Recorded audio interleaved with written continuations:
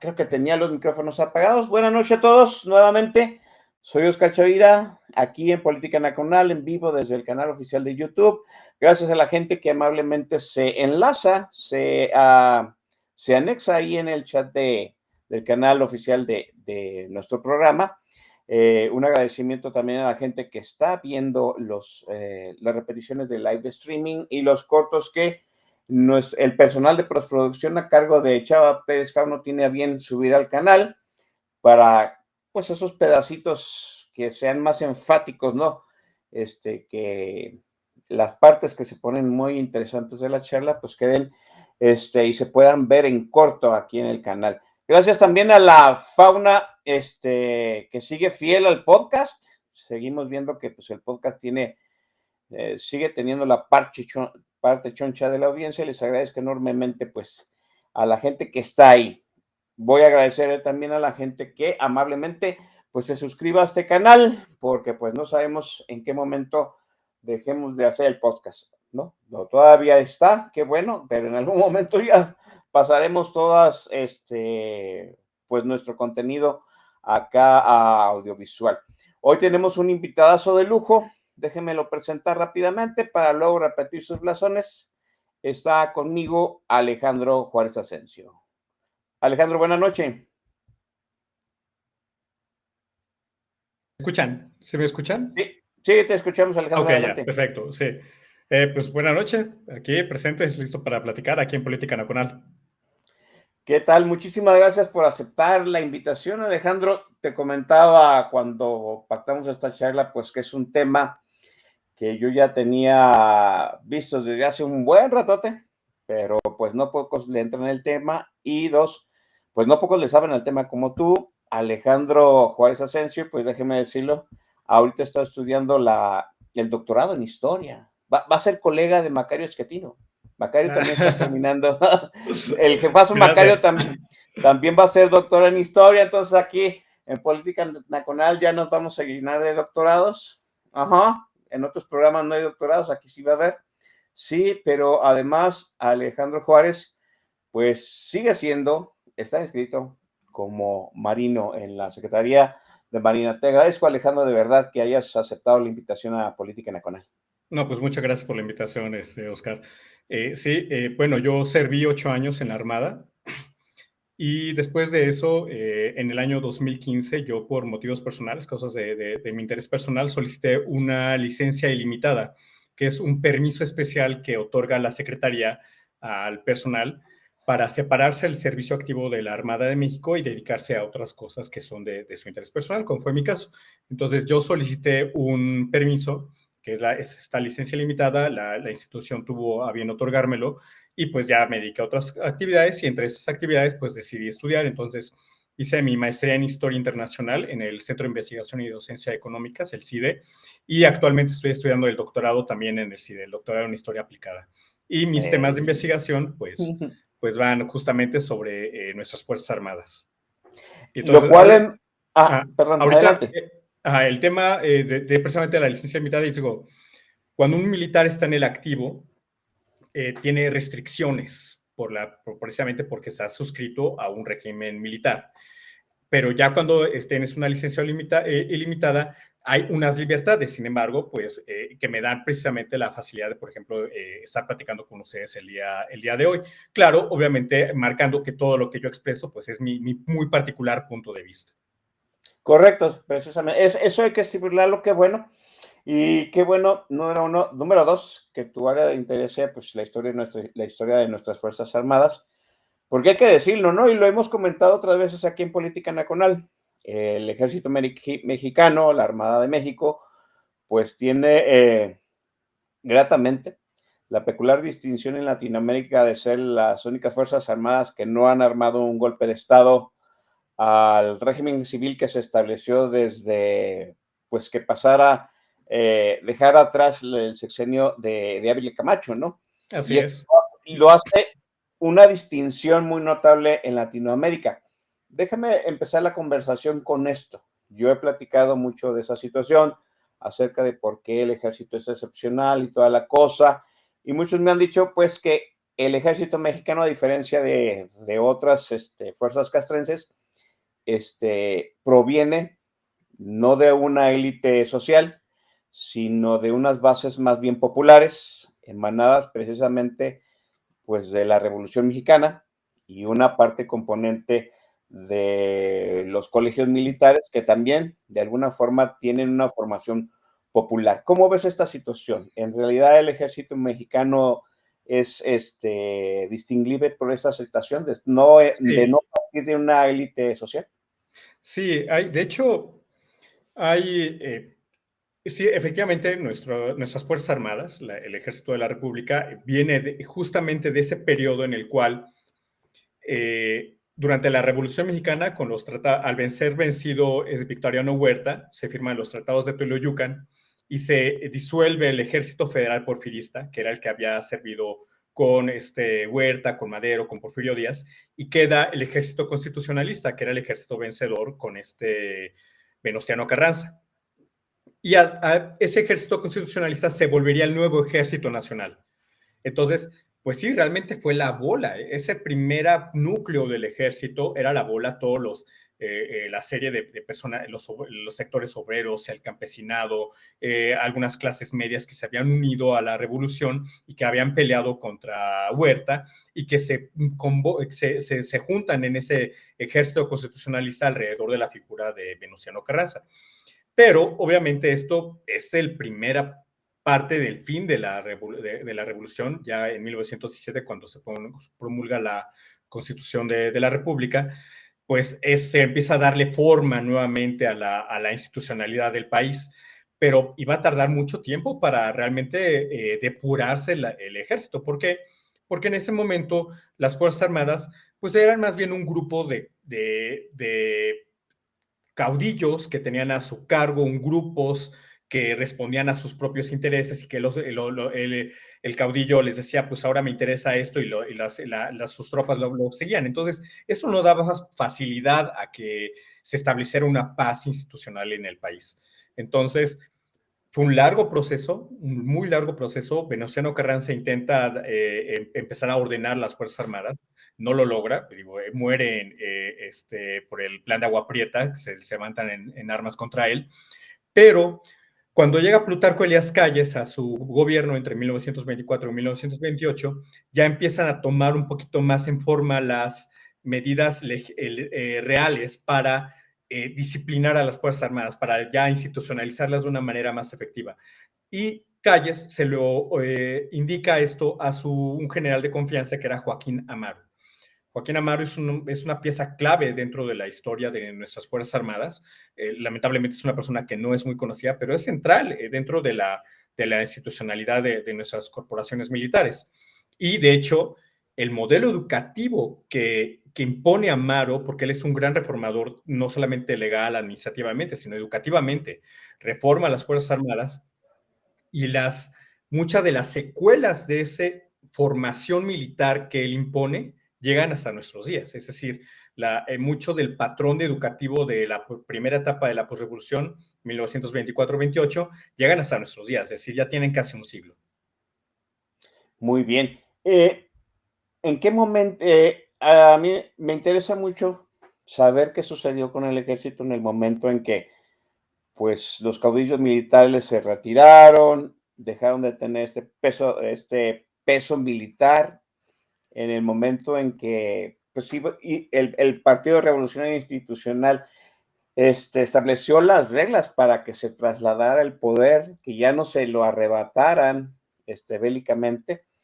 Sí, Se volvió la presidencia civil a partir de Miguel Alemán. sí, Y bueno, entonces, perdón, el ejército forma parte de las fuerzas vivas de la revolución integrado en el PRI, pero luego siento que desaparece dentro de la historia, siento que hay un vacío, no sé, o que mucho de nuestra historia ya no trasciende esa situación del ejército. A veces uno piensa que el ejército vivió en su burbuja muy aparte, ¿no? ¿Cómo lo ves tú? a ver, desde las reformas militares de Amaro, de 1924 al 28. Hasta la llegada del primer presidente civil pasaron 20 años. Es decir, no fue rápido. Ajá. Miguel Alemán llega en 1946, es decir, sí, pasaron 22 años hasta que llegó el primer presidente alemán, civil, que fue Miguel Alemán. Entonces, en esos 20 años es un proceso de depuración de las Fuerzas Armadas, es decir, hubo azonadas, hubo levantamientos, y entonces el gobierno sofocaba esos levantamientos y entonces identificaba a los líderes que todavía no eran leales al gobierno y pues los fusilaban o los encerraban o los expulsaban de las Fuerzas Armadas, ¿no? Las reformas administrativas de Amaro, educativas de Amaro, tuvieron un propósito. Él, justamente atendiendo a esta parte de las sazonadas, lo que hizo fue imponer una férrea lealtad y subordinación a la presidencia de la República. ¿Para qué? Para precisamente desincentivar o desactivar focos de insurrección, que ya no hubiera militares que quisieran levantarse en armas contra el gobierno. Y al mismo tiempo, lo que hizo fue cerrar todos los canales de comunicación que en aquel momento tenían las corporaciones militares o tenían los caudillos con otras fuerzas políticas y centrar esa comunicación exclusivamente en la presidencia. Entonces, la comunicación era Fuerzas Armadas, presidencia. Y entonces evitaban que se comunicaran con otros partidos, otras fuerzas políticas, para evitar justamente que asusaran algún tipo de levantamiento. Esto, con el tiempo, se fue transformando en el hermetismo militar. Ajá. Desde aquel momento se fue fomentando esto y fue muy funcional y fue muy práctico en un siglo XX mexicano dominado por un partido hegemónico que era el PRI. Ajá. Y aparte con un contexto de Guerra Fría. Los militares empiezan justamente en el momento en que los militares, los generales de la revolución y la revolución se empiezan a hacer viejos, se empiezan a morir, pues empiezan a dejar lugares. Entonces, los oficiales jóvenes, egresados del nuevo sistema educativo militar, empiezan a ocupar espacios y entonces empiezan a ascender de grado y entonces ya empiezan a tener ya con una nueva educación de subordinación y de respeto a la presidencia y en la cual, pues, a la fecha sigue siendo muy atractivo que diga, ¿sabes qué?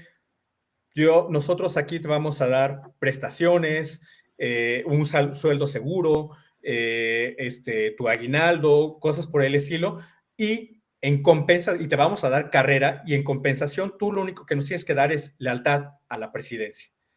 Y entonces, ¿qué se empezó a manejar? Pues la lealtad a las instituciones, pero en México la institución entre las instituciones es la presidencia.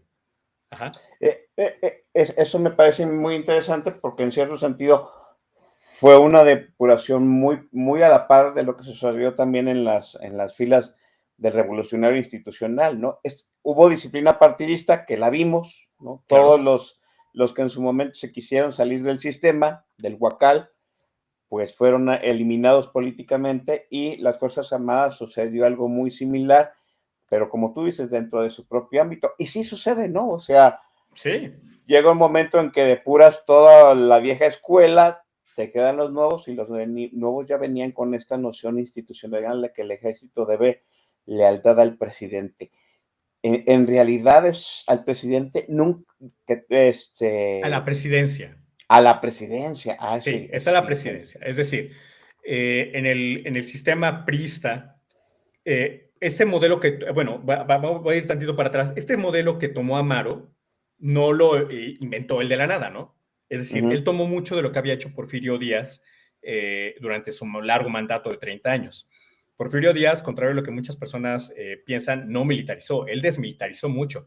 Y justamente también con el objetivo de que no hubiera otros caudillos militares que le disputaran el poder, ¿no? Nada por más eso que duró 30 años. Ajá, pues exactamente. Entonces, pero él sí se mantuvo en el poder solito. En cambio, en el nuevo sistema de la posrevolución, se cambiaba de presidencia cada 6 años. Entonces, ¿qué era lo que pasaba? Que el presidente que resultaba electo, él ya sabía que a partir del 1 de diciembre, el poder, la lealtad institucional de las Fuerzas Armadas se iba a transferir a él. Y la persona saliente, pues ya perdía esa calidad de comandante supremo y se le transfería a la nueva persona. Entonces era lealtad a la institución presidencial, más no a la persona que la está ocupando. Y esto también llega hasta nuestros días porque hemos visto que a partir del año 2000 la lealtad institucional a la presidencia, pasó del PRI al PAN, después otra vez al PAN, después regresó al PRI y ahora está en Morena. Es decir, la lealtad sigue siendo a la institución presidencial. Yo sé que seguramente, y no, no habrá habido más de un presidente que hubiera querido que le fueran leales a él, a su persona, ¿no? Pero saben perfectamente que llegado el cambio de gobierno, se te acabó el 20. Sí. Llegado el cambio de gobierno, se te acabó el 20. En algún momento, sobre todo en el año 2000, hubo esta situación de qué iba a pasar con las cloacas del revolucionario institucional y se llegó a mencionar el ejército, pero como tú bien lo dices, el ejército se mostró muy institucional en la transición del año 2000, ¿no? Sí, sí, en realidad ya las Fuerzas Armadas ya estaban listas para una transición desde hacía mucho tiempo. Quienes no estaban listos eran la clase política. Eso es muy interesante.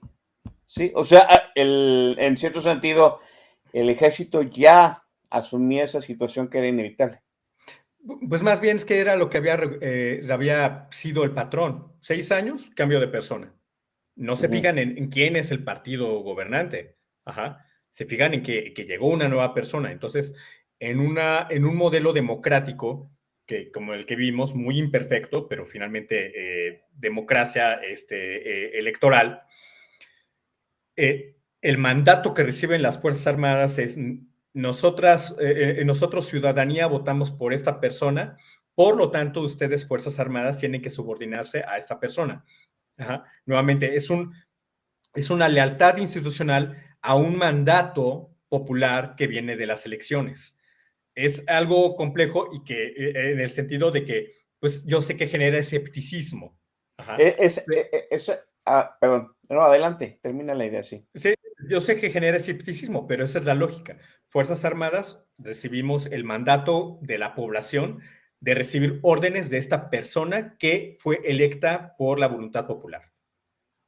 Lo cual es interesante porque hay que decirlo, ¿no? Pues los militares también votan, también tienen filias y fobias políticas. Ha de ser muy peculiar ser un militar, votar por un candidato y resulta que tienes que recibir órdenes o el candidato que pues no tenía tus preferencias electorales, ¿no? Es una situación que ocurre, digo, yo estando en el activo, estuve presente en elecciones federales y sí, pues tú votas por una opción que se considera que va acorde a tus intereses, a tus convicciones, pero pues, si no sale, pues así es la democracia, ¿no? Es la sana incertidumbre, digo, en el sistema hegemónico priista, pues no había incertidumbre, ¿no? Sabíamos quién iba a ganar. Sí, Ajá. sí, era más sencillo asumir la transición, ¿no? Exactamente, en cambio, la incertidumbre es parte de la democracia. Queríamos democracia, bueno, también la incertidumbre es parte de ella. Cierto, muy cierto. Creo que en ese sentido a lo mejor hemos menospreciado el papel de esa incertidumbre dentro del ejército, porque al fin y al cabo, bueno, uno siempre tiene la noción de que cuando falla todo lo institucional, pues el ejército de algún modo va a mantener el orden. Y no lo digo por mí, ¿no? O sea, el ejército sigue teniendo un nivel de confianza dentro de la población mexicana muy alta, tan alta que esa confianza la han utilizado los presidentes para sus fines políticos. Lo voy a decir fácilmente, ¿no? Felipe Calderón en su guerra contra el narco lo dijo abiertamente, ¿no? Pues la institución de mayor confianza con la cual yo tenía que respaldarme, pues era el ejército, por eso lo saqué de los cuarteles, ¿no? Claro. Ahorita López Obrador en cierto sentido ha dirimido palabras más o menos la misma excusa de Calderón, pues es que el ejército es del pueblo y el pueblo tiene confianza, ¿no? Sí, a ver, aquí habla el Alejandro historiador. Todas las presidencias, todos los presidentes, absolutamente, sin excepción, han utilizado las Fuerzas Armadas para su agenda política. Todos, sin excepción alguna. ¿Qué es lo que vemos en la presente administración? Que el presidente de la República ha utilizado las Fuerzas Armadas de una manera en que no la habíamos visto anteriormente. Ajá. Podemos no estar de acuerdo. Yo particularmente, desde mi punto de vista como ciudadano de la República, no estoy de acuerdo en la utilización que están recibiendo nuestras Fuerzas Armadas, ¿no? Pero él es el comandante Y justamente eso se liga a lo anterior que comenté. Si la gente, pues, si 30 millones de personas votaron por esta persona, significa que Fuerzas Armadas tienen que obedecer a este comandante. Ajá. Entonces, esa situación es la que nos llama la atención, pero todos los presidentes han utilizado las Fuerzas Armadas. Entonces, eh, uno revisa los documentos, los informes de gobierno y ves que, no sé, López Portillo mandó a que construyeran tal camino, que construyeran obras para infraestructura hidráulica para una comunidad, o reforestación, cosas por el estilo. Es decir, todas las presidencias han recurrido en alguna mayor o menor medida a las Fuerzas Armadas para cumplir con su propia agenda política. Por ejemplo, y aquí hay algo que, por ejemplo, tiene van a decir, oye, pero pues, ¿cómo es posible que nuestras Fuerzas Armadas estén ahorita involucradas en la construcción de un tren o en la construcción de un aeropuerto? Repito, yo no estoy de acuerdo. Ajá, pero la ley orgánica del Ejército de Fuerza Aérea, en sus misiones generales, en la cuarta, dice, es realizar acciones cívicas y obras sociales que atiendan al progreso del país. Ajá. Y en obras sociales que atiendan al progreso del país, puedes meter desde un jardín de niños hasta un Sí. aeropuerto o un tren. Ajá.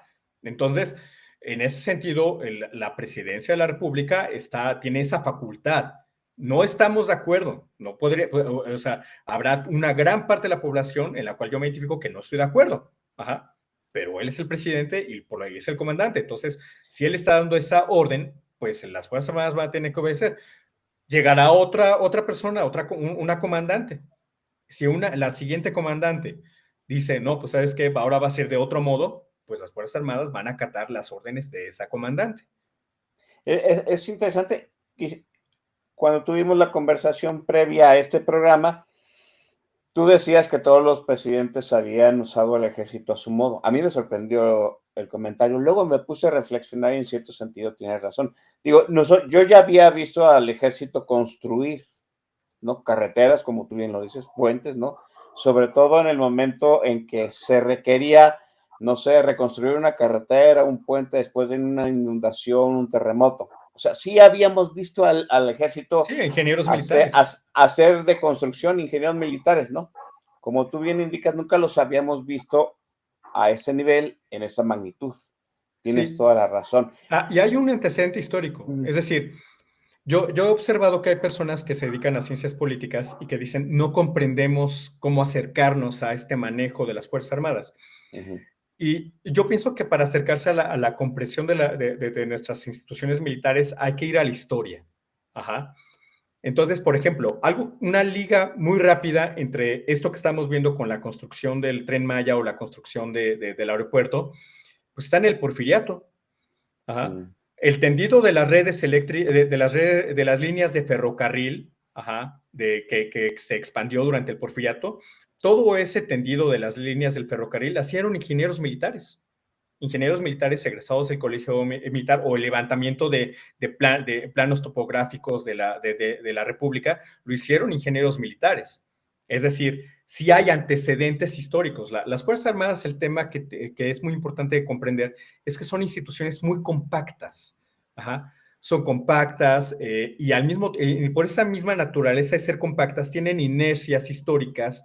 Ajá, tienen dinámicas institucionales que se van repitiendo, repitiendo, repitiendo y se van reforzando, reforzando, reforzando. Entonces, por ejemplo, aquí yo, de un ejemplo muy sencillo, ya conecté un ejemplo de la utilización de las Fuerzas Armadas en el Porfiriato con una utilización actual.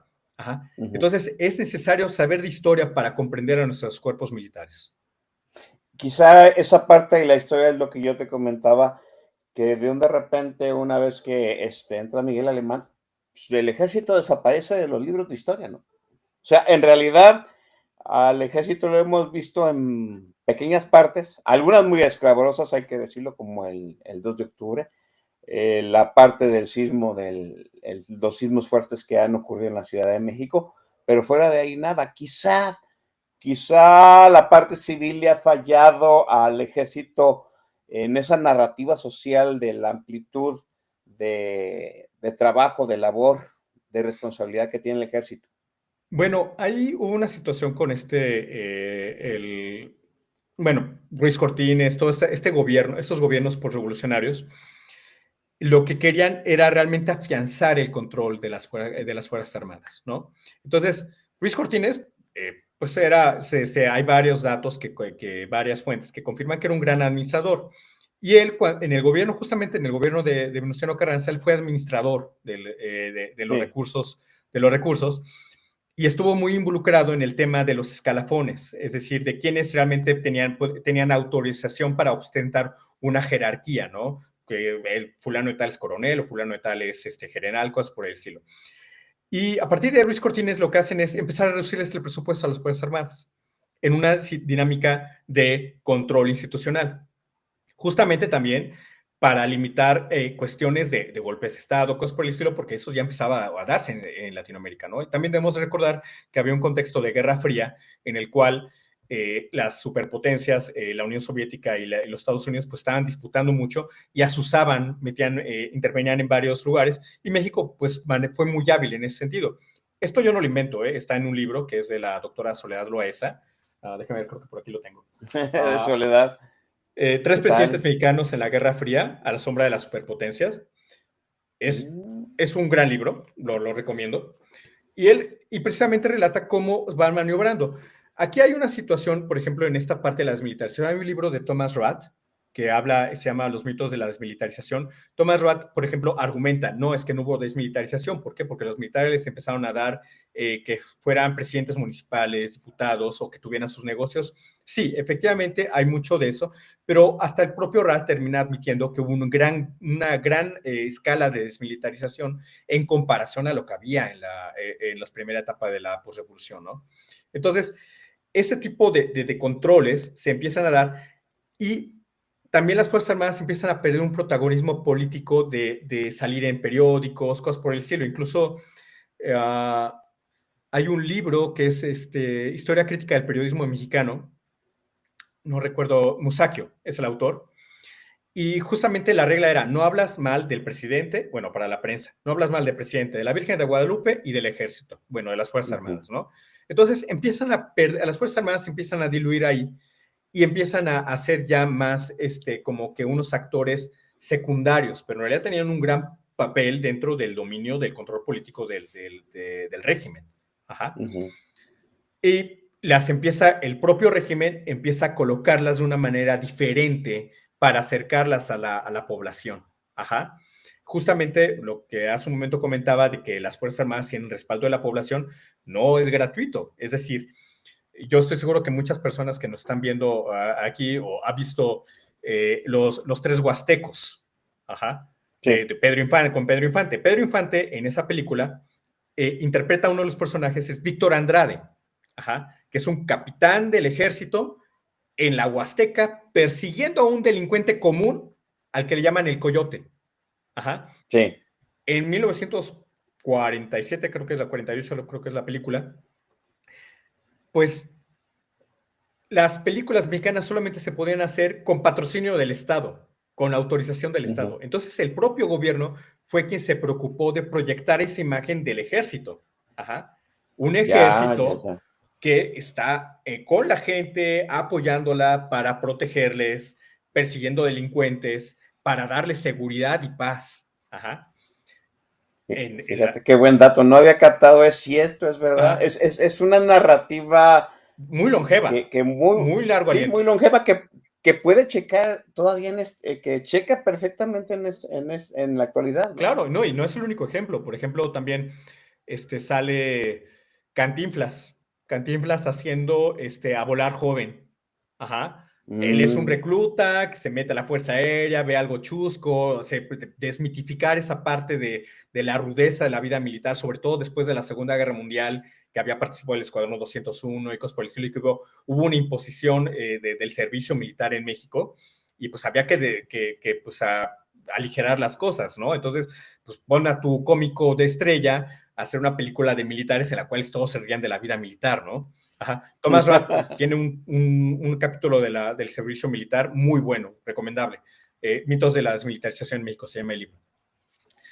Bueno, Ah, déjame, perdón, no, adelante. no, bueno, y justamente en los 50 es cuando empieza el plan de N3 y el plan Marina de apoyo a la población civil en casos de desastre. Entonces, No, ya. es una narrativa de muy largo aliento en el que va reforzando justamente esta cercanía a la población. Déjame, para cerrar este bloque, hacerte la pregunta hoy, ¿no? La gente, volvemos a lo mismo. Históricamente, el ejército mexicano emana de vamos, de las clases populares, lo hace no tener una ascendencia elitista, por ello, en cierto momento, pues se ha comportado institucionalmente disciplinado, tiene su propia disciplina interna, esa lealtad hacia la figura presidencial. Sigue siendo, vamos, esas bases siguen estando actualmente, sigue siendo una excepción latinoamericana. ¿Podemos estar seguros de ello? Sí, sí, yo particularmente sé que en ese tema por ejemplo, miedos que existen de golpes de Estado, ¿no? Es que los militares están preparando un golpe de Estado, cosas por el estilo. No, para nada, eso no está en el radar de un militar mexicano, de las Fuerzas Armadas mexicanas, eso no existe. O también hay personas también que en su desprecio al actual gobierno, en su rechazo al actual gobierno, dicen, no, y que los militares ya deben de tumbarlo y imponer un golpe de Estado y cosas por el estilo. No, ¿por qué? Porque justamente eso sería terminar de romper cualquier vestigio de institucionalidad en el país. Ajá. Y yo por lo menos estoy convencido de que lo que va a una de las piezas clave de la reconstrucción de nuestra nación es conservar la institucionalidad. Ajá. Entonces, en ese sentido, yo no pienso yo estoy seguro que eso no existe dentro del radar de las Fuerzas Armadas Mexicanas. Yo le aseguro a nuestra población, a la gente que nos está escuchando, eso no va a ocurrir. No hay ningún golpe de Estado. Hay lealtad institucional y la lealtad institucional se va a seguir manteniendo. No vamos a ver un Perón, no va a haber un Chávez, no va a saltar una dictadura argentina, chilena, un Pinochet. Bueno, a ver, aquí ya estamos entrando en otro tema. A ver, entonces dejémoslo para el siguiente segmento porque esto Ok, ya se va va, a va. poner muy bueno, ¿sí? Jóvenes, es momento del refil, porque se está poniendo muy interesante la charla con Alejandro. Yo les anticipé que iba a ser una muy buena charla con Alejandro, pero es momento de cederle aquí a nuestro invitadazo del día de hoy, pues el control de la tornamesa, porque pues va a poner la música que a él le gusta y yo, miren, como el César, le cedo el control del programa en este momento, Alejandro. Alejandro, adelante con la primera rola. Bueno, esta es una canción que se llama La Lloroncita y es de un grupo que se llama Los Imposibles y es Santiago de Murcia. En realidad él es un compositor del virreinato, entonces, pero está adaptada su pieza a son jarocho. Y a mí particularmente me gusta mucho porque habla de una manera uh, yo lo he puesto varias veces en mis redes sociales, la fecha que más me gusta del año es Día de Muertos. Siempre he tenido una conciencia muy cercana respecto al tema de la muerte y justamente esta canción habla acerca de la muerte, pero trata de ponerla de una manera sí tiene dolor, tiene tristeza, pero auditivamente es muy bonito, por lo menos a mí me encanta, ojalá les guste. Bueno, vamos a ello, jóvenes, con permiso. ¿Qué tal, jóvenes? Ahora sí, debo decir que Alejandro nos sorprendió, porque yo debo decir que siempre me causa, es parte del morbosillo cuando tenemos un nuevo invitado aquí a Política Nacional, saber qué tipo de música va a poner. Y yo siempre me hago tantas elucubraciones de qué música le gusta y a veces caemos en falsos asumidos, debo decirte, Alejandro. Y cuando pusiste esta canción, a mí me gustan mucho los sones jarochos. Sí, aquí parece que el chat también. Estás teniendo un gran programa, déjame decirte, ¿no? ¿No? Para que la próxima vez que vengas te tases un poquito más alto, Alejandro. A mí me encantan mucho los sones jarochos. me fascina. Yo me gusta mucho la música mexicana. Amo mis sones tapatíos, como ustedes no saben. De hecho, estoy a punto de aquí de enloquecer a mis vecinos, porque la semana que entra ya es 16 de septiembre y yo en 15 de septiembre y 16 siempre pongo aquí atrás, en esta cosa que yo llamo el monstruo, pues Se nota, sí. mi playlist de música mexicana, así es. Y wow, pues a mí me ha encantado lo que has puesto, Alejandro. Excelente, qué bueno, de eso se trataba, que les gustara y pues, compartirles algo que es bastante personal, ¿no? Este vínculo. Sí, qué bueno. Preguntaba yo si acaso de nuestras Fuerzas Armadas no iba a salir un Chávez, no iba a salir un Pinochet, no nos iba a salir no iba a manar un Perón de nuestras Fuerzas Armadas ahora que pues las Fuerzas Armadas pues tienen reflectores, han salido de esa, no sé, de esa pequeña burbuja donde lo tenían metido los anteriores presidentes y ha tomado mucha redundancia en la política actual. ¿Cómo ves tú el punto? A ver, tenemos que pensar nuevamente con una perspectiva histórica las diferencias que había entre en el siglo XX y lo que estamos viendo a partir del año 2000.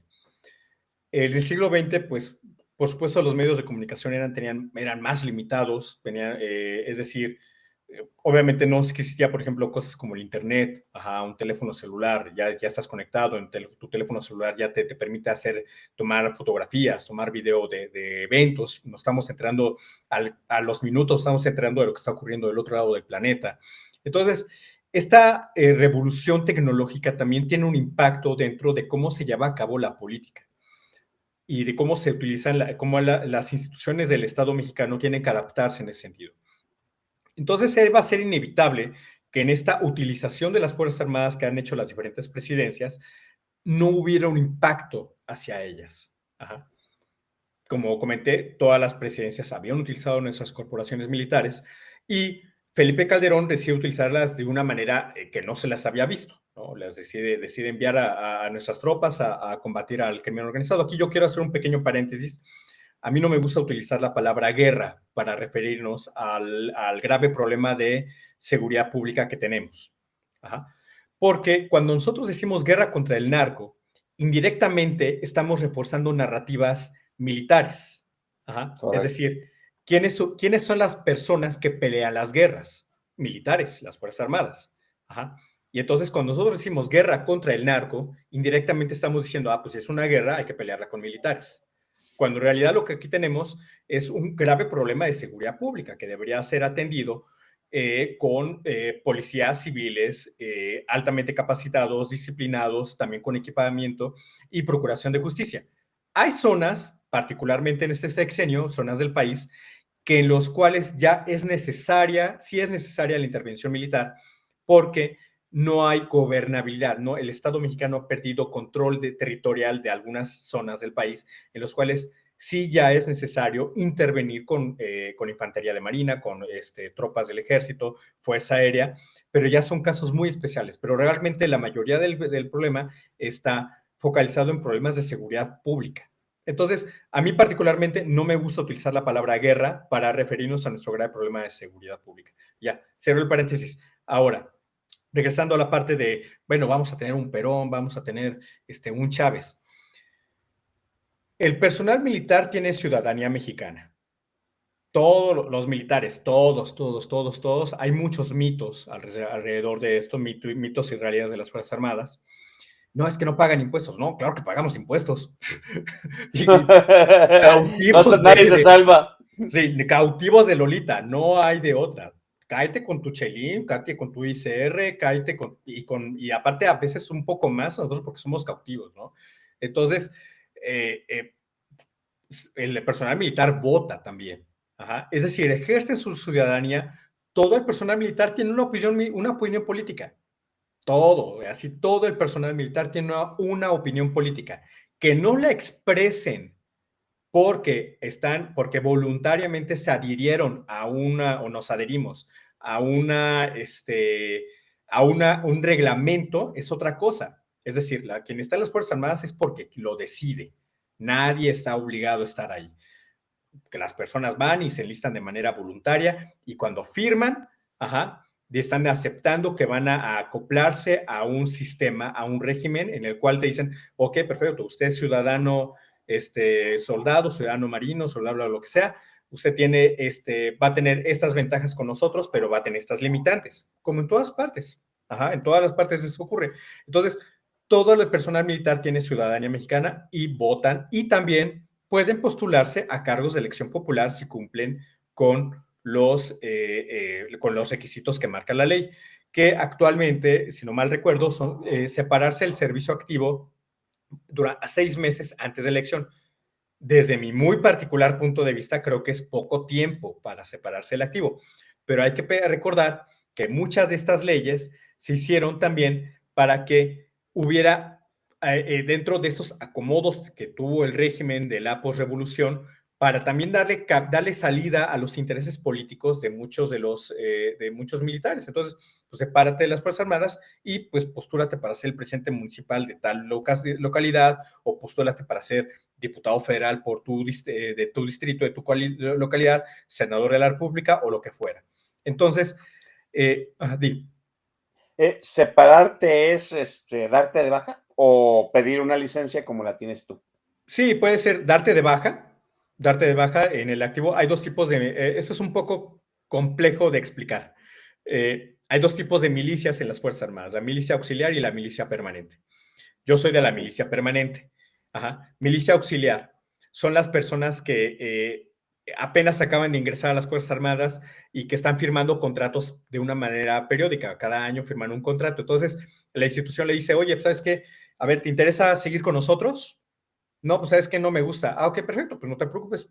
Pasa tu año, firma aquí, tienes tu finiquito, tus papeles, muchas gracias, ahí nos vemos. Oye, sí me interesa.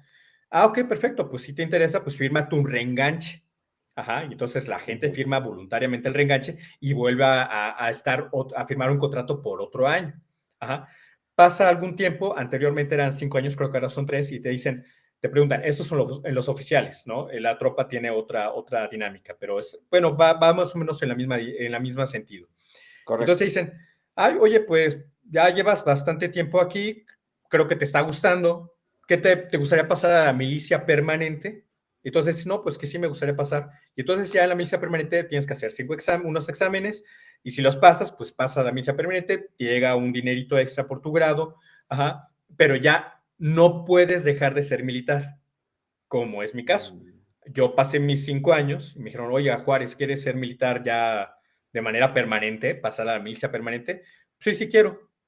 Hice mis exámenes, pasé mis exámenes.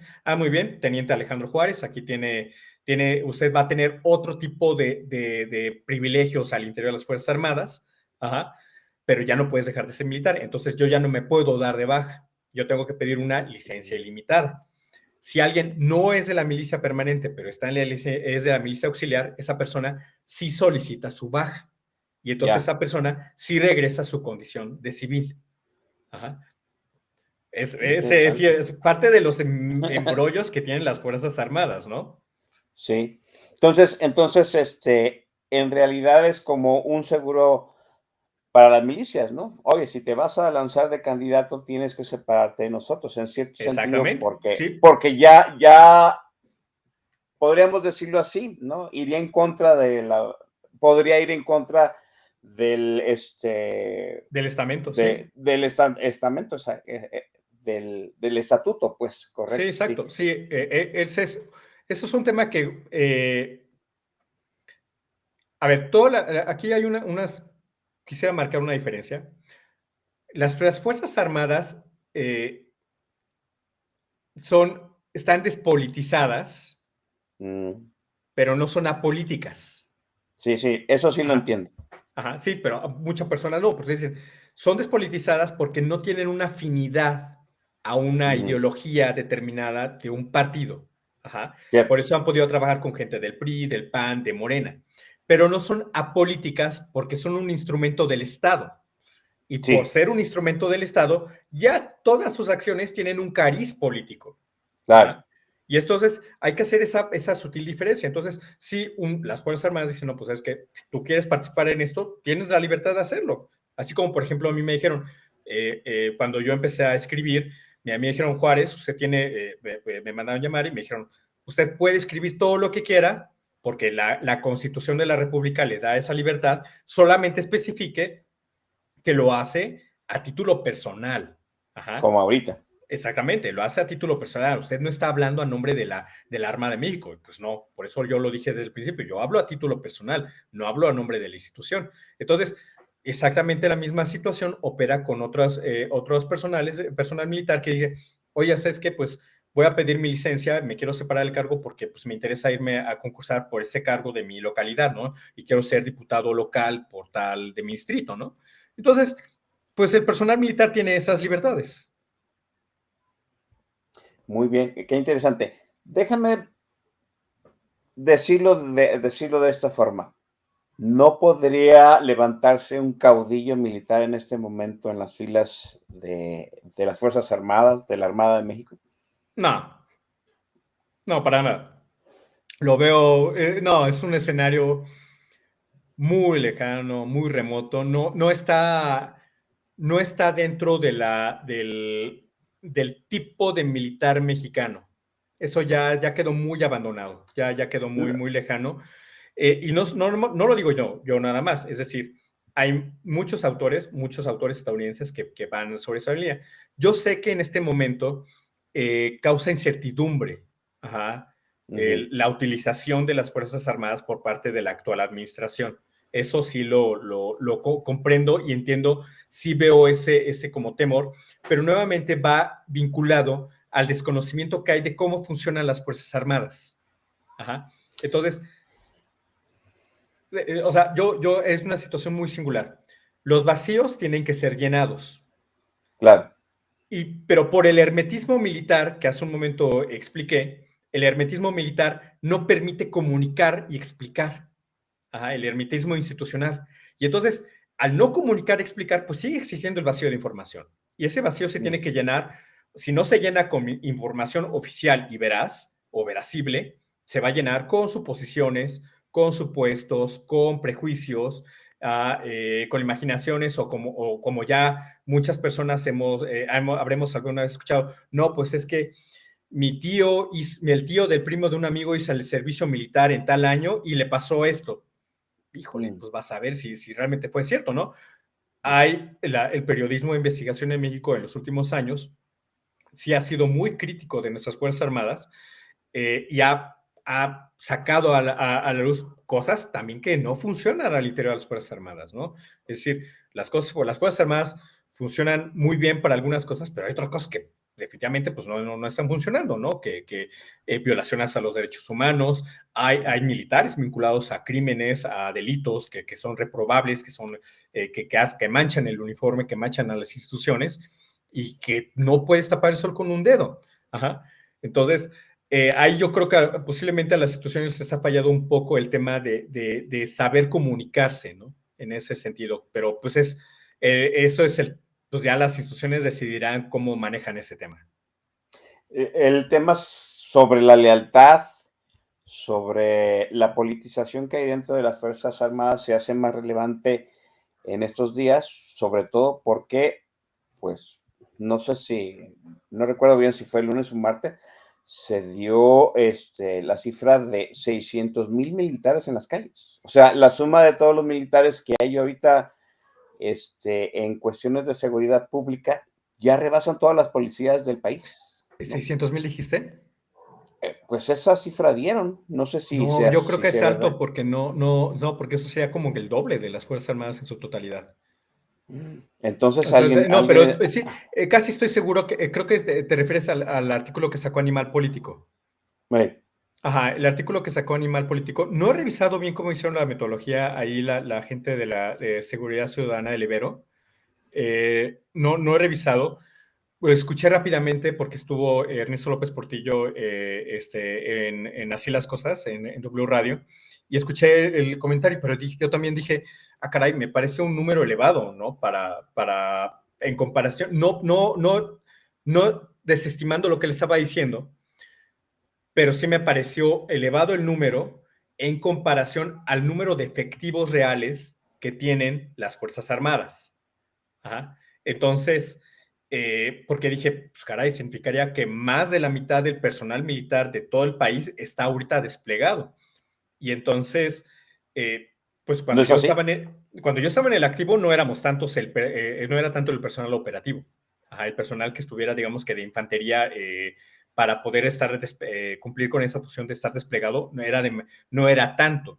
Entonces me parecería, no sé bien cómo estaban, obviamente yo estaba ahí, asumo que estaban ahí juntando la Guardia Nacional con el Ejército y la Marina, y entonces ya les daban ese número, pero me pareció muy alto el número, y pues a mí me parece que no sé, dudo de la efectividad de ese despliegue.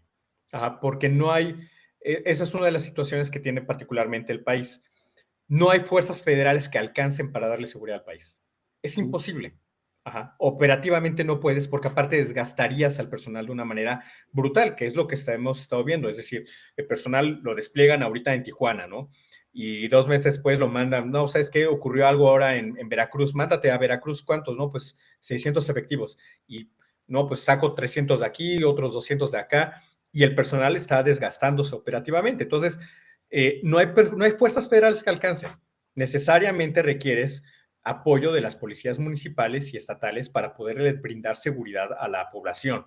Entonces, y esa es una de las fallas que no particularmente este gobierno, sino las últimas 3 administraciones han fallado en fortalecer las policías locales, que es algo bien importante. El dato se me hace, no sé cómo lo sacaron tampoco, perdón, ¿no? No leí la metodología tampoco de pájaro político, pero se me hace un dato que sí me dejó frío, ¿no? Número uno, no sé si sean, pero sí me parece muy revelador que sexenio tras sexenio a partir de Felipe Calderón, pues se necesiten más militares y más militares y más militares, a pesar de la promesa de los últimos 3 presidentes de regresar a los militares a los cuarteles, ¿no? O sea, mira, aquí surgen 2 preguntas rápidamente, ¿no? ¿Cómo procesa las Fuerzas Armadas el hecho de que se le mande a cumplir, ¿no?, la defensa de la población contra la delincuencia organizada, estando fuera del marco legal de las Fuerzas Armadas? Eso es uno. Dos, ¿y cómo procesa el ejército esa promesa de te voy a regresar a los cuarteles? Y no funciona. No funciona primordialmente porque los políticos no se preocupan por purgar, por renovar y por profesionalizar la policía, que debería ser la encargada de la seguridad interna del país, ¿no? Bueno, son varias preguntas. La primera, a ver, voy a entrar por la última. Eh, mi gran profesor del doctorado, el doctor Luis Medina Peña, me dijo, mire Juárez, en política cuentan 2 cosas, actitudes y votos. Ajá. Y en esta parte de los votos es una lógica política. Es decir, formar policías lleva tiempo, lleva mucho tiempo invertir en formar policías. Y desde ese punto de vista es poco rentable políticamente apostarle a formar policías porque la figura política no va a capitalizar eso. Entonces es más fácil echar mano de algo que ya está formado, que son las Fuerzas Armadas y que además cuentan con apoyo de la población. Y que además Correcto. tienen una trayectoria, una narrativa desde los 3 huastecos a la fecha, décadas, de decir, y estas personas te van a ayudar a tener paz, te van a cuidar. Ahí también entran dentro de la narrativa política del PRI hegemónico del siglo XX, ejército de paz, México es pacifista, cosas por el estilo. Y ese ejército de paz vinculado a las Fuerzas Armadas te van a dar paz. Ajá. Son mensajes que llevan décadas creándose y cayendo sobre la población y que van formando esa aprobación de que las Fuerzas Armadas están interviniendo en seguridad pública. Entonces, a la clase política, una gran parte de la clase política, yo sé que hay políticos que sí son responsables y que tratan de avanzar en el tema de la formación de policías, pero hay otros que son totalmente irresponsables. Entonces, formar policías lleva tiempo, entonces mejor echan mano de las Fuerzas Armadas, ajá, porque no van a capitalizarlo. ¿Cómo lo asumen las Fuerzas Armadas? Pues es una orden, es una orden, ¿no? O sea, a ver, ¿quiere usted estar aquí? Ok, entonces está aceptando que va a cumplir una orden.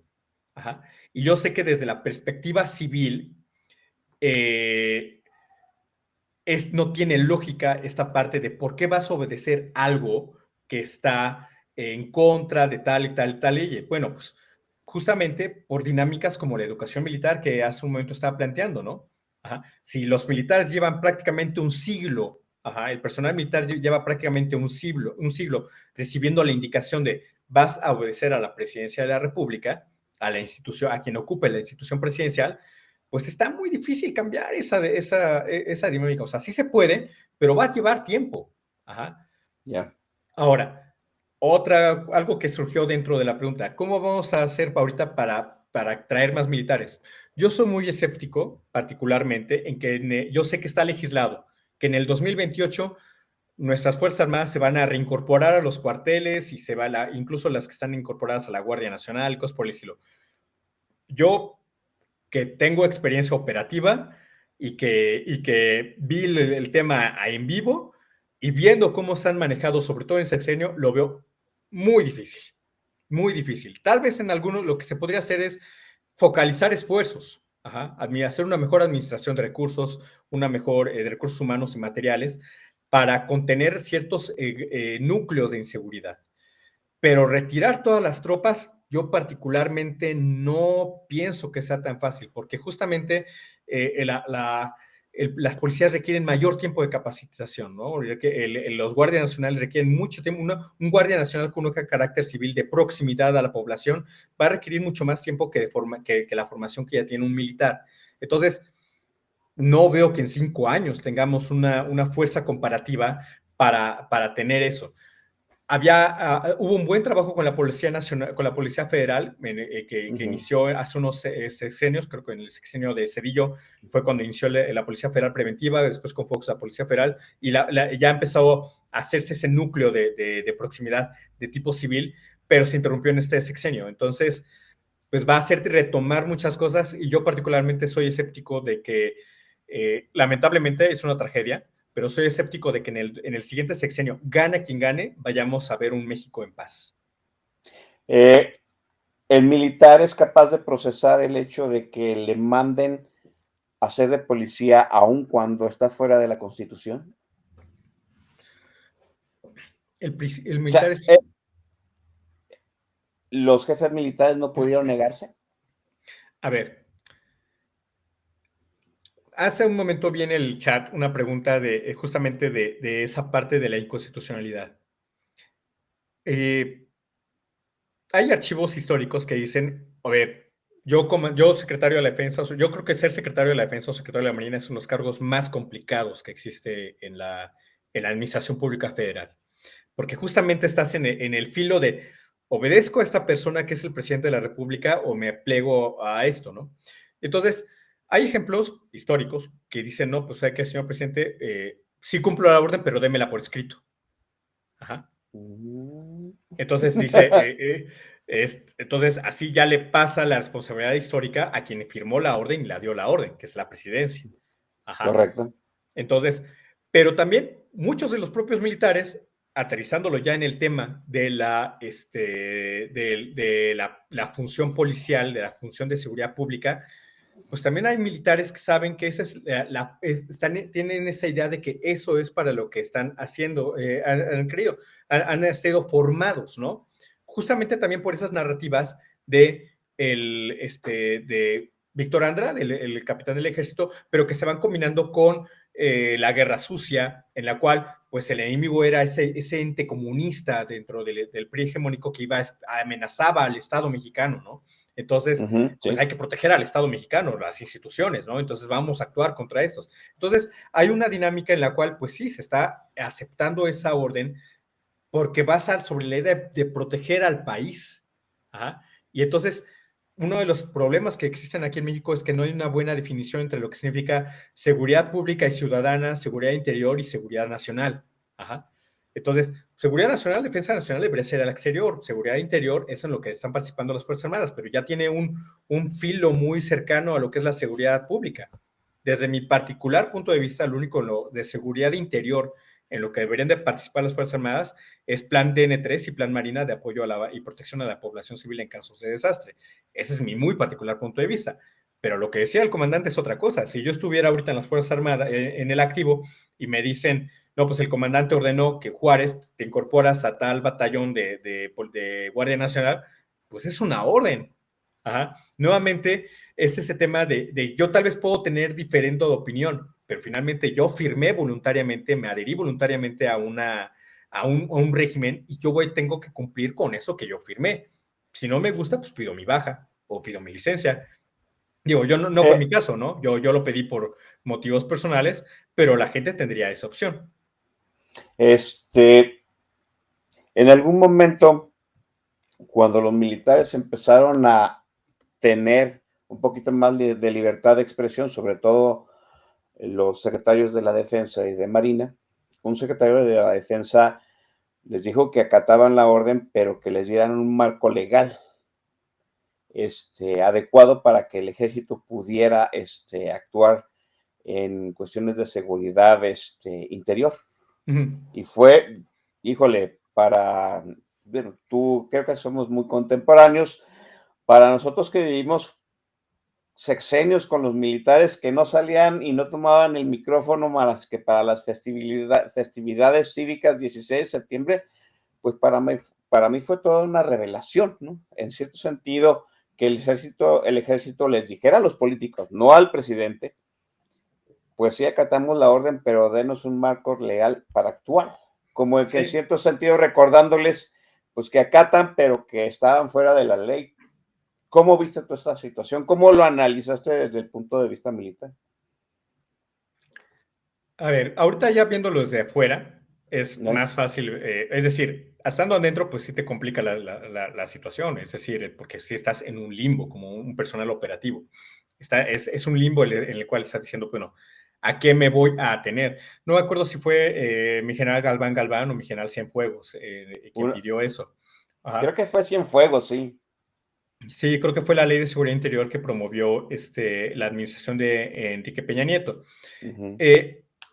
Yo no veo mal el hecho de que el personal militar pida un marco legal para poder actuar, sobre todo porque justamente hay algo que ven las Fuerzas Armadas. Por ejemplo, hubo reformas a la educación militar a finales de la administración de Peña Nieto y otras ahorita con la administración del presidente López Obrador, en la cual, pues ya por ejemplo, se estipulaba la carrera de seguridad pública, del sector de seguridad pública dentro del colegio militar.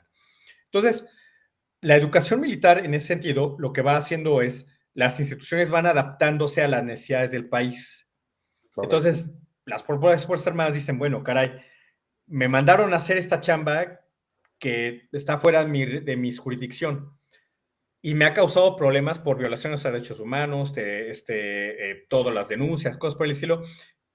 Como esto me ha causado problemas, mejor empiezo y como no veo que algún otro presidente que vaya a llegar quiera cambiar la dinámica y me van a seguir ordenando que participe en esto, pues mejor preparo a mi personal para que esté más adecuado para atender esta situación, esa situación que me están ordenando que yo atienda, ¿no?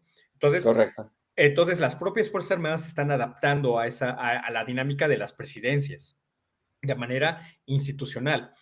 Y entonces, en ese sentido, pues es un contrapeso. Al mismo tiempo que le piden a la clase política, oye, necesito un marco legal para poder actuar, las propias Fuerzas Armadas también están diciendo, voy a adaptar, voy a sacar egresados de mi sistema educativo militar para que puedan enfrentar mejor esta situación y en algún futuro empiezan a disminuir los problemas. Para que ya tengan una formación diferente ya de proximidad a la población civil. Me parece muy válido, nada, simplemente que el personal militar pida este marco. Ajá. Las Fuerzas Armadas se han preparado para hacer esta labor de policíaca, de patrullaje.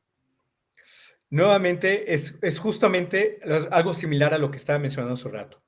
¿Cuál es la diferencia entre las Fuerzas Armadas y una policía? Ajá. En ese sentido, aquí en México, las Fuerzas Armadas son de muy largo aliento. Es de hecho la institución que tiene mayor trayectoria desde la consolidación de la posrevolución, ¿no? Ajá. Sí, es cierto. Era Secretaría de Guerra y Marina, ajá, y que después se transformó, se separaron Secretaría de la Defensa Nacional y Secretaría de Marina, Armada de México, pero son las instituciones que más han estado consolidadas, ¿no? Dentro de la trayectoria del Estado mexicano. Y entonces, por eso, y por lo que hace un momento mencioné de que son compactas, pues tienen la oportunidad de que las dinámicas se van reforzando, se va creando espíritu de cuerpo, se van reforzando esas inercias institucionales de trabajo en equipo, cosas por el estilo. Y eso es algo que le gusta a la clase política. A diferencia de las policías pues cada estado tiene su propio plan de preparación de policías, incluso los municipios tienen sus propios planes, sus propios bandos municipales, y no hay una homogeneidad. En cambio, en las Fuerzas Armadas sí hay homogeneidad en cuanto a procedimientos, y eso es lo que le gusta a la clase política, ¿no? Yeah. Entonces, esta parte de que las Fuerzas Armadas están preparando, pues es justamente lo mismo que estaba hace un momento planteando. No invierten en una policía porque ya están las Fuerzas Armadas. Entonces las Fuerzas Armadas desde el interior empiezan a hacer el trabajo que debería haberse hecho afuera, ajá, de formar policías. Entonces, si lo hubieran hecho desde un principio, pues ahorita ya llevaríamos 10 años con una buena formación policial y entonces ahorita ya tendrías, ya, aunque fuera pequeño, pero un grupo de policías bien formados, ¿no? Pero no, se lavan las manos, les quitan presupuesto, sobre todo en este sexenio les han quitado un chorro de presupuesto a las policías estatales y municipales, ajá, y se los echó a las Fuerzas Armadas. ¿Por qué? Porque ellas ya tienen una consolidación institucional, ¿no? Y van a darme resultado en otro sentido. Entonces, las Fuerzas Armadas se están preparando, están respondiendo a las necesidades del país acorde a la capacidad institucional que tienen. La capacidad institucional que tienen es educativa, y entonces están formando personal para ese propósito.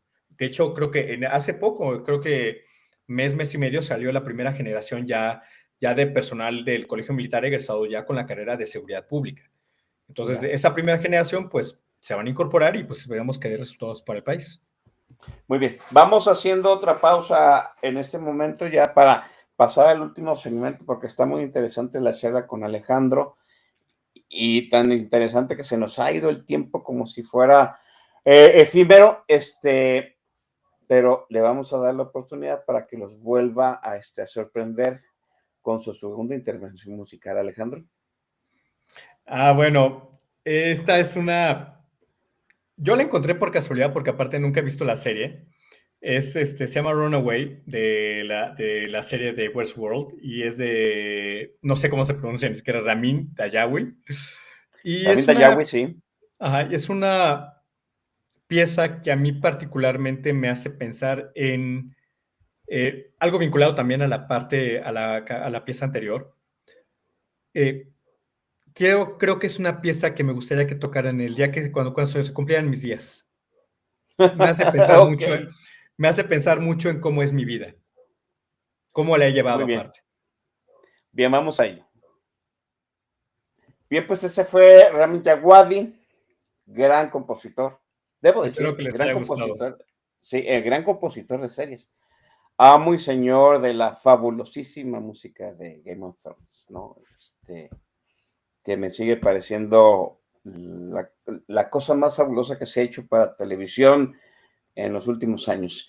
Gran compositor. Vamos a la última parte. Sí, Oiga, tú decías que el ejército tiene que adaptarse a lo que le piden, sí, porque tiene que adaptarse. tiene que de algún modo pues acatar las instrucciones que parten de la presidencia. El presidente actual le ha entregado las aduanas, le ha entregado el control de puertos, aeropuertos, el control del Tren Maya. El presidente dice que es para que no lo nacionalicen. A mí me cuesta mucho trabajo, después de escucharte a ti, Alejandro, pensar que un presidente le dé la instrucción al ejército de regrésame el Tren Maya y el ejército se niega a regresarlo, ¿no? Si tú lo dices que pues él acata instrucciones, va a ser más sencillo, no sé, quitarle la administración del tren al ejército que quitárselo, no sé, a una concesionaria, lo que sea. Este argumento de que se lo estoy entregando al ejército para que sea más difícil nacionalizarlo, ¿es un argumento válido? No, el presidente está confiando en que en que la candidata Claudia Sheinbaum va a ganar la elección.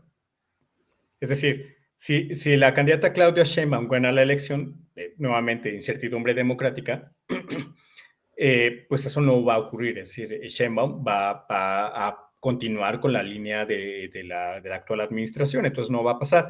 Yo sí veo, si resultara electa Xochitl Gálvez, diciéndole a quien sea, a quien ella elija como general secretario o como almirante secretario, ¿sabe qué? Pues va a hacer cambios y esto va a regresar a este otro cauce institucional. Sí veo ese escenario posible. Yo sé nuevamente que muchas personas les llena de incertidumbre esta situación de, bueno, ¿qué va a pasar con las Fuerzas Armadas en esta transición sexenal? Las Fuerzas Armadas van a aceptar el resultado electoral. Ajá. Eh, Me queda claro, yo soy de las personas que creen, bueno, que observan y que veo, que si haces un recorrido histórico de cuál ha sido el comportamiento del actual presidente en su historia política, no va a aceptar si pierde la elección. Ajá, si su candidata pierde la elección, no lo va a aceptar. Entonces, pues sí, vamos a ver alguna inestabilidad política. Ahí tendremos que ver cómo se conducen las instituciones en ese sentido. Pero de todos modos, las instituciones me refiero al INE, al Tribunal Electoral, cómo le sacan este meollo, ¿no? Pero todas las Fuerzas Armadas se van a alinear a lo que dictamine la población. Si la ciudadanía vota por Xochitl Gálvez, se van a alinear a ella como la nueva comandante, o si la ciudadanía vota por Claudia Sheinbaum, se van a alinear a ella como la nueva comandante. Entonces, cada una traerá su agenda y cada una le dará instrucciones a las Fuerzas Armadas. La narrativa del presidente de no, ahorita le estoy diciendo esto para que no nadie más les vaya a quitar esto, no lo privaticen, la tostada y media. A ver, las Fuerzas Armadas, como les he comentado en esta plática, se adaptan a las narrativas del presidente, no solamente a las políticas, a los intereses de la administración, sino también se adaptan a las narrativas. Si hay una presidencia que es más beligerante, ajá, o que habla en otra o tonalidades muy altas, las Fuerzas Armadas van a tender a ser de esa línea. Pero si hay una presidencia que es más mesurada, más moderada en sus expresiones, las Fuerzas Armadas van a tender también a esa expresión. Y esto yo lo comprobé en mi investigación de la maestría, en la cual yo hice una investigación sobre imagen política de la Secretaría de Marina de 1968 al 2018, un margen de 50 años.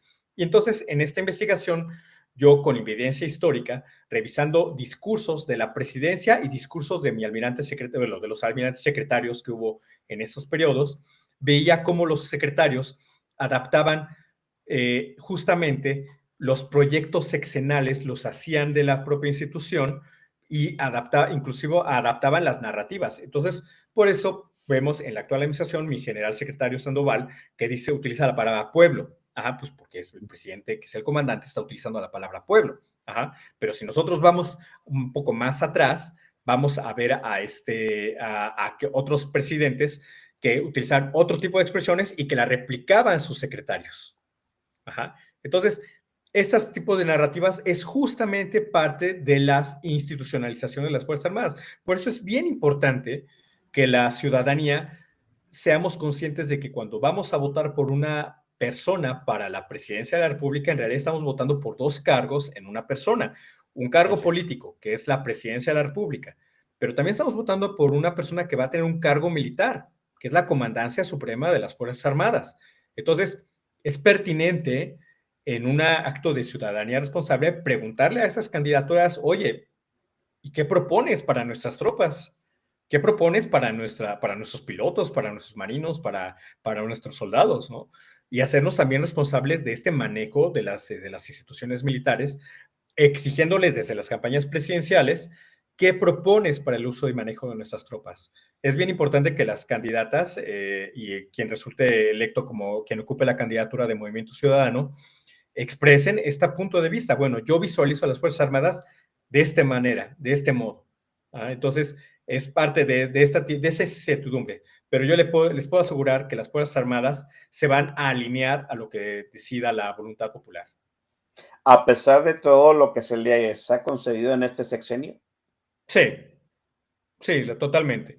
Sí, las Fuerzas Armadas también tienen es decir, nuevamente esto va vinculado con los miedos, con las incertidumbres y el desconocimiento. Y entonces, por ejemplo, yo me encuentro en redes sociales que trata de vincular mucho, por ejemplo, el comportamiento de las Fuerzas Armadas mexicanas con las Fuerzas Armadas de Sudamérica, ¿no? Ujú. Son trayectorias diferentes, son trayectorias históricas diferentes, en verdad. Aquí la institucionalidad tiene otro tipo, tiene otro sentido sí de afecto, vamos a decirlo así, voy a utilizar esa palabra, de afecto a la institucionalidad, es ya ese tipo de orden. Y aparte, pues también va a haber un cambio generacional a interior también de las Fuerzas Armadas. Es decir, eh, los generales secretarios o se retiran del cargo y pasan a una situación de consejeros del siguiente secretario, pero ya es algo un poco más, ya como simbólico. Pero también va a haber generales y almirantes que pasen a una situación de retiro porque pues ya cumplieron con el país y ya tienen oportunidad de retirarse. Entonces va a venir otro cambio generacional al interior de las Fuerzas Armadas que también pues, se van a alinear a lo que indique la nueva presidencia. Pero nuevamente, aquí es bien importante que haya responsabilidad en preguntarle a las candidaturas qué ofrecen, qué proponen, no nada más el proyecto político, qué proponen para las Fuerzas Armadas, porque esa persona va a ejercer dos cargos, presidencia y comandancia suprema. Uno de los grandes temores que aquí se ha desplegado en política nacional y lo hemos leído en muchos artículos acerca de lo que va a suceder en la sucesión del 2024. Tú ya comentaste una situación de, pues va a ser muy difícil regresar nuevamente al ejército de los cuarteles en el siguiente sexenio, pero mucha gente también piensa que para este ejército lo que ha ganado de relevancia política, social y administrativa, le va a ser muy difícil perder ese terreno que ha ganado política, militar, social y administrativa. ¿Tú no tienes ese temor? ¿Tú crees que vamos a poner esa suposición, si el ejército pudiese regresar a los cuarteles el primer día de la administración, el año siguiente y el presidente se ordena, el ejército regresaría a los cuarteles así, sin más? A ver,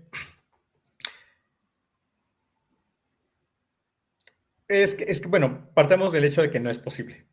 Ajá. No, es No, un, no, no es es posible. Pero, a, entonces, la, a, la, a, la, a lo mejor está exagerando la situación, pero si al ejército se le ordena retornar a ver, si se le administrativa, ordena retornar, política, es retornaría. Si se le ordena retornar, retornaría. Sería una gran irresponsabilidad porque hay lugares en los sí. cuales si no es con Fuerzas Armadas, no, simplemente pues el crimen ganaría con mayor control territorial. Ajá. Pero se podría. Es una gran irresponsabilidad de quien ganara, pero se podría hacer. Entonces, aquí hay otra situación. A ver, dicen, vamos a hablar yo no entiendo, no, a mí me llama la atención que muchas personas que son analistas de fuerza de seguridad, de Fuerzas Armadas, insisten en decir que esta situación es irreversible. Ajá. Y a mí me llama la atención y yo asumo que más bien no tienen en su radar que historias institucionales. Ajá.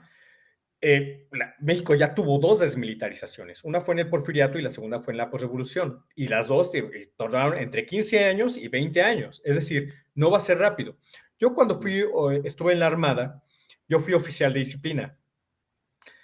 Y pues el oficial de disciplina es un cargo incómodo, es decir, bastante odiable. Digo, si alguna persona que algún día tuve una oportunidad, yo era un tipo odioso, no me da pena reconocerlo, ¿no? Era un tipo bastante complicado de tratar en las Fuerzas Armadas, porque pues era oficial de disciplina, mi labor era incómoda, era mantener el orden de mi unidad. Entonces, yo era muy rígido, muy estricto, y una vez un oficial más antiguo me dijo esto, y voy a plantearlo como él me lo dijo porque la anécdota tiene que ser así. Dijo, mire Juárez, si usted quiere detener un tren de un chingadazo, lo único que va a pasar es que se va a descarrilar. y viene el tren encarrerado, y tú le pones el tren, el golpe, pum, se va a descarrilar el tren. El tren lo tienes que empezar a frenar poco a poco para que se frene de una manera efectiva, para que no haya un accidente, no se descarrile. Bueno, pues esto exactamente es igual con las Fuerzas Armadas. Y no nada más esta institución. Eso es dinámica institucional de todas las instituciones, ¿no? ¿Ah? Tienes que hacer cambios progresivamente. No fue gratuito que de las reformas de Amaro hasta que llegó Miguel Alemán pasaran 20 años. Es decir, sí fueron cambios que fueron progresivamente para que desembocaran en esto. Entonces yo por eso pienso, pues ya llevamos 18 años de esto, pues desde mi punto de vista, si nos fuéramos muy rápido, pues serían 2 sexenios, tal vez 3 sexenios en los cuales ya regresara al orden constitucional todo esto. Ahora, para llegar a esta situación en la cual vamos a ir sustituyendo a nuestras tropas por policías capacitados civiles, pues también vas a tener que hacer algo con esas tropas. Anteriormente cumplían, en el siglo XX, cumplían una función y era una labor de seguridad interior, en la cual eran brazos del Estado para controlar grupos guerrilleros, grupos subversivos, grupos de izquierda, huelgas sindicales, cosas por el estilo. Pero eso ya es México, ya cambió de esa dinámica, ya no es aplicable esa dinámica. Entonces, ¿qué es lo que hay que hacer nuevamente con estas Fuerzas Armadas?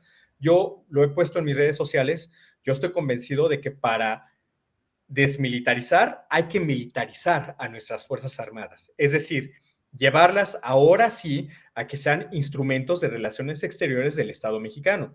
Y entonces sí, prepararlas para lo que dicen, bueno, si las vas a regresar a sus funciones constitucionales, pues la función constitucional es la defensa nacional. Y esto, aquí sí entra la palabra guerra, que prepararlas para una guerra internacional. Decir, ¿sabes qué? Vamos a preparar, a tener, vamos tal vez, no sé, a reducir el ejército, pero van a ser 100,000 efectivos que le sacan un susto a cualquiera, ¿no? A cualquier país. Ajá. Y vamos a ampliar las capacidades de la Armada y vamos a ampliar las capacidades de la Fuerza Aérea.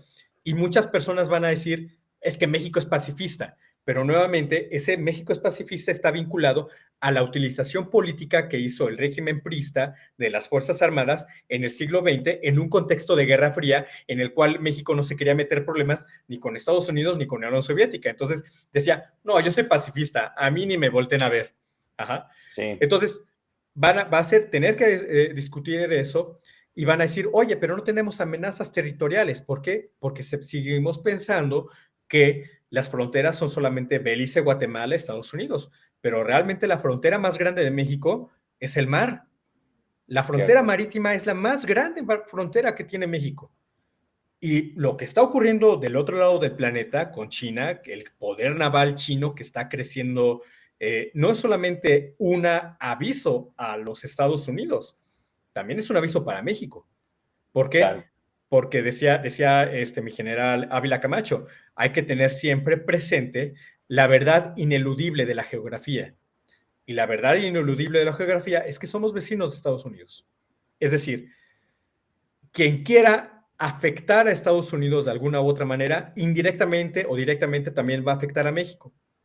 Entonces, hay que tener eventualmente vamos a tener que tener esta conversación y yo estoy convencido de que hay que reencaminar esos intereses de nuestras Fuerzas Armadas al interés profesional, justamente como lo hizo Amaro. Amaro desactivó los intereses políticos de las Fuerzas Armadas en la posrevolución para que abandonaran pues que los que se querían sentarse en la silla, los que querían ser el gobernador, lo empezaron a canalizar primero a través del partido oficial y después ya le dijeron, pues es que ya olvídate de esto, ya yo te voy a dar vida profesional, te voy a dar salario, prestaciones, vas a tener carrera, nada más tienes que serme leal a mí.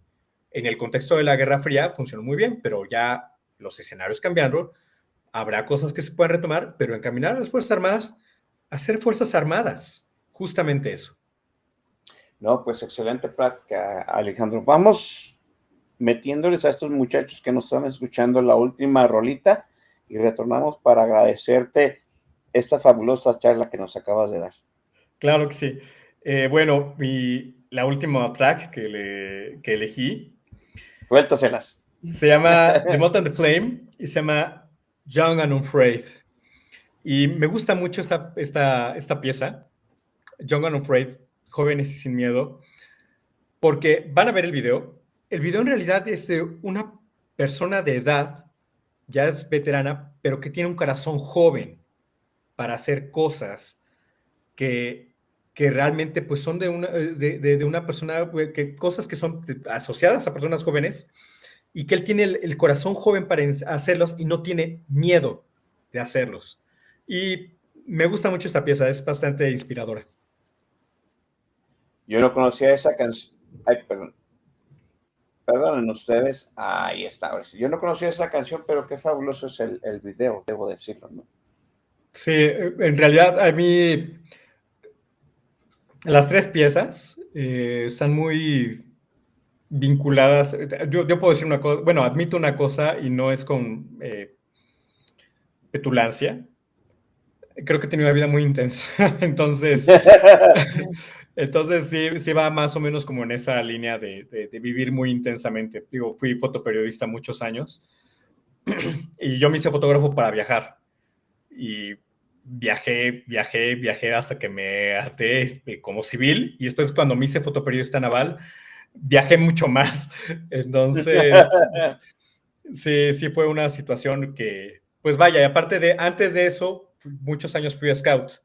Entonces, y siendo scout, aprendí a viajar en condiciones a veces bastante adversas y pues viví con intensidad. Qué bueno. Espero que en esas como experiencias intensas, pues incluyas haber estado aquí en Política Por Nacional. supuesto, por Para supuesto. mí, Alejandro, ha sido fabulosa charla, un gran debut, que de verdad me interesaba mucho que alguien desarrollara el tema y creo que ha sido un gran interlocutor. Yo he aprendido mucho, me he quitado muchos, como dicen, muchas ideas, muchos estigmas, muchos prejuicios sobre las Fuerzas Armadas y de verdad te agradezco personalmente y por el auditorio que está aquí y que va a escuchar el podcast, pues todo lo que nos has dicho acerca de la milicia, de la Armada, de los muchachos, los soldados, los generales, y esperemos que sí, ¿no? Que en realidad, número uno, las Fuerzas Armadas sigan siendo leales a la institución presidencial, que acaten la decisión popular de quién decidamos que vaya a ser nuestro próximo presidente, decidamos en conjunto con los militares, porque ellos también votan. Y dos, eso que dijiste que es muy importante, ¿no? Que tengamos en cuenta que no nada más estamos votando por el presidente, estamos votando por el jefe mayor de las Fuerzas Armadas de este Más, sí, país. sí. Pues qué bueno, muchísimas gracias por la invitación, de verdad también lo disfruté. Además, quisiera, si me permites, agregar algo más. Adelante. Eh, de personas que hablan de la fuerza, acerca de las Fuerzas Armadas, pues hay muchas personas, ¿no? Entonces, yo identifico claramente que en México hay dos líneas de narrativas discursivas respecto a las Fuerzas Armadas. Hay personas que les aplauden todo, y todo está muy bien, las Fuerzas Armadas y todo esto es perfecto lo que están haciendo. Y hay personas que dicen, no, las Fuerzas Armadas son de lo peor, apestan, son violan derechos humanos, todo eso. Estos dos extremos, desde mi particular punto de vista, no ayudan a la comprensión de las dinámicas militares ni a la comprensión de las instituciones o incluso la comprensión de la mala utilización o la inadecuada utilización de las Fuerzas Armadas. Ajá. ¿Por qué? Porque yo mismo puedo decir, porque estuve en el activo y porque ahora estoy en una vida académica, que hay cosas que están increíbles en las Fuerzas Armadas, que ahora en esta vida civil les extraño a las Fuerzas Armadas en muchas cosas en mi vida, ¿no? Y al mismo tiempo yo sé que hay cosas que no funcionan, hay cosas que son horribles. Ajá. Sí hay violaciones a los derechos humanos, sí hay violencia de género, sí hay muchas de este tipo de cuestiones que se denuncian al interior de las Fuerzas Armadas y que las propias instituciones deben de preocuparse por corregir. Pero también hay cosas maravillosas al interior de las Fuerzas Armadas. Ajá. Hay buenos sistemas de salud para el personal, hay sistemas educativos de alta calidad, hay personas que tienen una altísima preparación académica, es decir, hay cosas también que son muy positivas, hay un compromiso con el bienestar del país en el grueso del personal militar. Y pues sí, hay militares que faltan al uniforme, que ensucian a las instituciones, ¿no? Entonces, que ponderemos este tipo de opiniones dentro de las instituciones. Hay cosas buenas y hay cosas malas, pero no todo tiene que ser o blanco, blanco, blanco, no todo tiene que ser negro, negro, negro. En ese inter hay una gran escala de grises. Hay una gran escala de grises y que la mejor forma de comprenderlas es acercarnos a la historia, ¿no? Viendo cómo hay dinámicas que no conocemos y que no conoce la población civil. También las Fuerzas Armadas han sido responsables de eso, porque al mantener un hermetismo tan cerrado, pues al mismo tiempo indirectamente fomentan que se haya suposiciones y desconfianzas hacia ellas, ¿no? En vez de que fueran un poco más abiertas. Este nuevamente es mi punto de vista. Yo creo que el hermetismo ya no opera en favor de protección de las Fuerzas Armadas, sino que ahorita ya es hasta perjudicial en varios casos. Entonces, pero que ponderemos ese tipo de situaciones, esas dos narrativas que hay en este país. Hay escalas de grises y sí les pido que confíen en el grueso del personal militar. Pues ahí está. Alejandro, nuevamente, pues ha sido un lujo tenerte aquí en Política Nacional. Espero que te haya gustado el formato del Me programa encantó. y más adelante, pues nos vuelvas a aceptar la invitación para venir a Por hablar, supuesto, ya será sea un del gusto. ejército o de algún otro tema, porque eres un gran analista y un buen narrador. Gracias. Les agradezco muchísimo y espero que lo hayan disfrutado. Oscar, muchísimas gracias por la invitación. Gracias también a ustedes, chamacos, por haber estado aquí en el live streaming de Política Nacional. Un mensaje de aquí del staff, la semana que entra es 15 de septiembre y pues hay que ir al pozole a la sede del Imperio, entonces no va a haber programa, nos vemos en 2 semanas. Pero en otra situación, fue el jueves, iba a haber el jueves para que se apunten al micrófono abierto, pero el viernes no va a haber Política Nacional. Nos vemos en 2 semanas. Bye, muchachos. No hagan dagas.